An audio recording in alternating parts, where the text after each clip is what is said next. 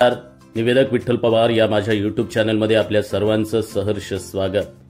आज श्री दत्त जयंती सोहळ्याच्या कार्यक्रमाचं भाषण आणि सूत्रसंचालन कसे करावे याबद्दलचीच माहिती या व्हिडिओच्या द्वारे मी देतोय.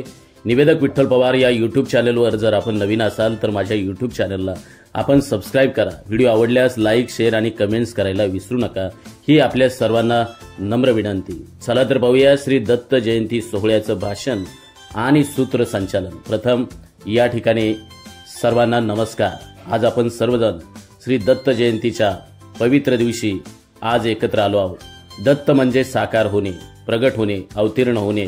परमेश्वर आपल्या शरीराच्या रूपानं साकार झाला आहे. शरीर रूपाने आपण दिसतो, पण मन व ईश्वर रूपाने आपण खरं तर गुप्त आहोत. याचेच प्रतीक म्हणजे दत्त आहे. 3 शिरे म्हणजे शरीर अधिक मन अधिक चैतन्य अर्थात परमेश्वर. 6 हात म्हणजे शरीराचे 2 हात, डावा आणि उजवा. मनाचे 2 हात म्हणजेच बहिर्मन आणि अंतर्मन. चैतन्याचे 2 हात, जाणीव व नेणीव. गाय म्हणजे अधिष्ठान असणारी चैतन्य शक्ती आणि श्वान म्हणजे श्वास की ज्यामुळे आपले जीवन आहे. आणि हातात त्रिशूल म्हणजे हाताने काम, मुखाने नाम आणि अंतःकरणात राम अशी जगण्याची जीवनशैली. काखेत जोडी म्हणजे सतत इतरांकडून ज्ञान मिळवत राहा. किंबहुना आपण दत्त जन्माला येतो तो ज्ञान मिळवण्यासाठी. जो ज्ञान देतो तो गुरु आणि देतो तो देव. सद्गुरूंनी दिलेल्या ज्ञानाने आपण दत्त मंदिर देव होणं म्हणजेच गुरुदेव दत्त. म्हणून खऱ्या अर्थाने असा दत्त आपल्या ठिकाणी जन्माला येणं म्हणजेच दत्त जयंती आहे. श्री दत्तात्रेय हे त्रिशक्तीचं प्रतीक असून त्यांचं जीवन आपल्याला संयम, श्रद्धा आणि सेवा यांची शिकवण देतात. या शुभ प्रसंगी आपण दत्त प्रभूंच्या चरणी प्रार्थना करूया की आपल्याला सदैव योग्य मार्ग दाखवावा. ह्या मंगलदिनी सर्व दत्त भक्तांच्या मनातल्या सर्व इच्छा, मनोकामना श्री दत्त महाराज पूर्ण करोत, ही दत्त चरणी प्रार्थना करत दत्त माझा मी दत्ताचा. सर्वांना दत्त जयंतीच्या हार्दिक शुभेच्छा. हे होतं दत्त जयंती सोहळ्याचं भाषण. आता आपण पाहणार आहोत दत्त जयंती सोहळ्याच्या कार्यक्रमाचं सूत्रसंचालन कसं करावं. तर याबद्दलचीच माहिती आता आपण या ठिकाणी पाहतोय. प्रथम कार्यक्रमाची सुरुवात वेदमंत्र पठण होत असते. त्या प्रसंगी सूत्रसंचालकानं त्या अगोदर शुभं करोति कल्याणम यासारख्या मंत्रांनी सूत्रसंचालनाला सुरुवात करावी. उपस्थित भाविकांचं स्वागत. ज्यांनी कार्यक्रम आयोजित केला आहे त्यांचं नाव घेऊन त्यांच्या वतीनं उपस्थित विविध मान्यवर असतील, भाविक भक्त असतील आणि उपस्थित सृजन मान्यवर असतील यांची नाव घेऊन त्यांचं स्वागत संयोजकांच्या वतीनं करून कार्यक्रमाची थोडक्यात ओळख सूत्रसंचालकानं या ठिकाणी करून द्यावी. 2 दीप प्रज्वलन आणि उद्घाटन समारंभ. मुख्य अतिथी व मान्यवरांच्या शुभ हस्ते दत्त जयंती सोहळ्याचं दीप प्रज्वलन या ठिकाणी होत आहे. उद्घाटनाची ओळख सूत्रसंचालकांनी अशा शब्दात करून द्यावी.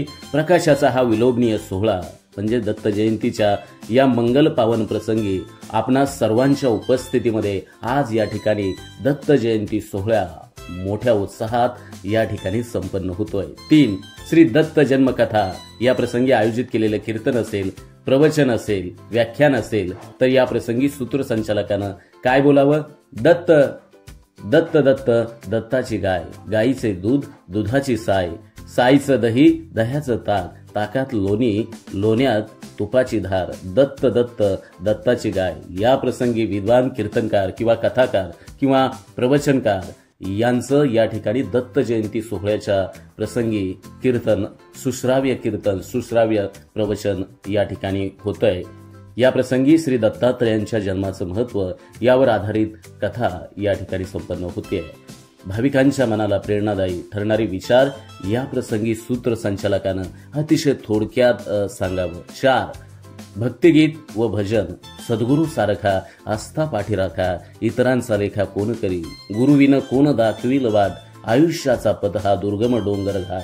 दत्त जन्माचे स्थानिक गायक असतील मंडळांकडून त्यांचं नाव त्या ठिकाणी घेऊन दत्त जयंती सोहळ्याच्या प्रसंगी त्यांचं भक्ती गीत संपन्न होतंय. त्यांना मी विनंती करतो या प्रसंगी आपण भक्ती गीताचं सादरीकरण करावं.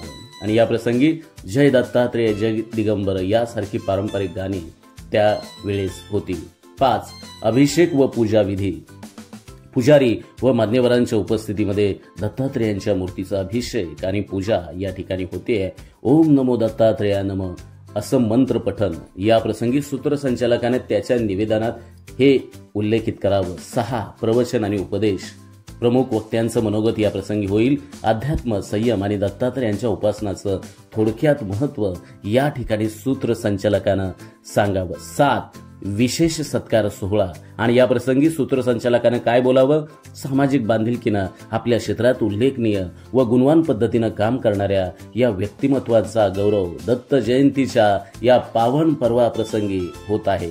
कार्यक्रमासाठी योगदान देणाऱ्या व्यक्तींचा सन्मान मान्यवरांच्या शुभ हस्ते संपन्न होत आहे. समाजाला प्रेरणा देणाऱ्या त्यांच्या कार्याची ओळख सूत्रसंचालकानं या प्रसंगी करून द्यावी आणि त्या उल्लेखनीय काम करणाऱ्या व्यक्तींचा सन्मान उपस्थित मान्यवरांच्या शुभ हस्ते कार्यक्रमाचे संयोजक त्यांचं नाव घेऊन त्यांच्या शुभ हस्ते 1 बाय 1 या ठिकाणी करावा. 8 महाआरती या प्रसंगी सूत्रसंचालकानं काय बोलावं. ज्याच्या मनी गुरु विचार तो नसे कधी लाचार. ज्याच्या अंगी गुरुभक्ती त्याला नाही कशाची भीती. ज्याच्या हृदयात गुरुमूर्ती त्याचीच होईल जगभरात कीर्ती. जो करेल गुरूंची पूजा त्यांच्या आयुष्यात संकटे होतील वजा. दत्त जयंतीच्या मनपूर्वक शुभेच्छा. दत्तांचं गुणगान गाणारी आरती या ठिकाणी संपन्न होत आहे. सर्व भाविकांसोबत महाआरती सादरीकरण होत आहे. मी सर्वांना विनंती करतो आपण जागेवरती उभे राहावे. अशा रीतीने सूत्रसंचालकानं निवेदन करावं. दत्त गेला शुद्धीला अशा आरतीचं गायन या ठिकाणी होतंय. आणि 9 प्रसाद वितरण. आरतीनंतर सर्व भाविकांना प्रसादाचं वितरण करण्यात येत आहे. दत्तांचा महाप्रसाद मिळत असताना भावपूर्ण वातावरण या ठिकाणी झालाय. अशा रीतीनं सूत्रसंचालकानं थोडक्यात आपलं निवेदनाचा संवाद त्या प्रसंगी ठेवावा. उदाहरणार्थ या ठिकाणी आपल्याला नमुना या ठिकाणी देतोय. तर पहिला प्रारंभ करत असताना जय दत्तात्रेय भाविक हो, आजच्या पवित्र दत्त जयंती सोहळ्यासाठी आपल्या सर्वांचं हार्दिक स्वागत करत आहे. 2 प्रत्येक टप्प्यावर सूत्रसंचालकाने ओळख व कार्यक्रमाचं महत्व विशद करावं. आता आपण सर्व श्रवण करणार आहोत श्री दत्तात्रेय जन्मकथा, जी आपल्या जीवनाला एक नवी दिशा देईल. 3 समारोप. आजचा हा मंगल सोहळा खरं तर आपल्या आयुष्यात आध्यात्मिक ऊर्जा निर्माण करून देईल हीच दत्तात्रेय चरणी प्रार्थना. खरं तर तुमच्या सोहळ्यासाठी आवश्यक असल्यास अधिक तपशील तुम्ही जोडू शकता. हे होतं श्री दत्त जयंती सोहळ्याचं. सुरुवातीला मी भाषण या ठिकाणी सादर केलंय आणि सूत्रसंचालन कसं करावं याचा मार्गदर्शक नमुना त्या ठिकाणी आपल्याला मार्गदर्शन करण्याचा प्रयत्न या व्हिडिओच्या द्वारे मी करण्याचं काम केलंय. तर निवेदक विठ्ठल पवार या युट्यूब चॅनलवर जर आपण नवीन असाल तर माझ्या युट्यूब चॅनलला आपण सबस्क्राईब करायला विसरू नका. धन्यवाद.